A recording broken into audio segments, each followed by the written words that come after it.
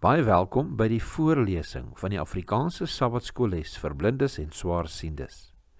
Hierdie lesse word voorsien deur die Wêreldkonferensie van die Sewende Dag Adventiste Kerk.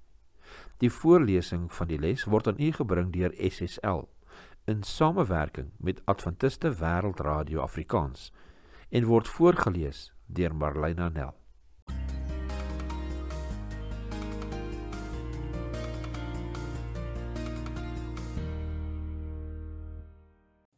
Les 5, 25 tot 31 Oktober. Dit is die Here wat vir jou stry. Kom ons bid saam. Liewe Vader, ons sê vir U baie dankie vir hierdie nuwe week en hierdie nuwe studie wat voorlê. Laat dit asseblief 'n seën tot ons harte wees. Ons bid dit in Jesus naam alleen. Amen. Sabbatmiddag. Skrifverwysings vir hierdie week se studie. Genesis 15 vers 16.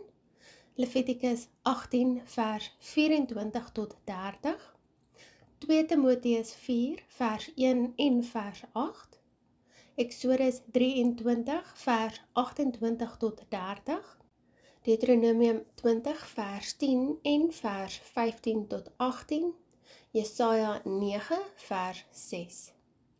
Geheeteks, Josua 10 vers 42, Afrikaans 2020 vertaling. Al hierdie konings en hulle land het Josua met een veldtog verower, want die Here, die God van Israel, het vir Israel geveg. Josua 10, vers 42, Afrikaans 2020 vertaling. Josua bevat 'n aantal ontstellende tonele. Die idee van 'n heilige oorlog, waarin die een groep 'n godgegewe mandaat het om 'n ander uit te wis, lei tot ernstige vrae. Hierdie kwessie oor God wat Ou Testamentiese persone of groepe aangesê het om oorlog te voer, is besonder uitdagend vir die gelowige. In die Ou Testament val die klem op God as die alleenheerser van die heelal. Alles wat daarin gebeur, moet dus op 'n manier indirek of direk deel van sy wil wees. Dit lei onverwendbaar tot die vraag, hoe kan die Here dan sulke dinge toelaat?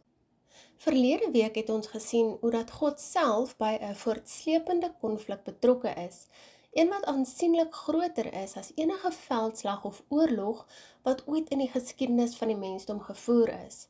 'n Groot stryd wat elke aspek van ons lewens deurdring. Ons het ook gesien dat die gebeure in beide Bybelse en sekulêre geskiedenis slegs aan die hand van hierdie kosmiese konflik verstaan kan word.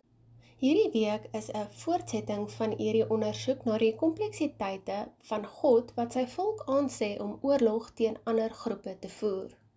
Ons kyk ook na die perke en voorwaardes vir sulke oorlogvoering, die tipe vrede wat die Ou Testamentiese profete in die vooruitsig gestel het, as ook die geestelike implikasie van sulke oorloë. Bestudeer hierdie week se les ter voorbereiding vir Sabbat 1 November.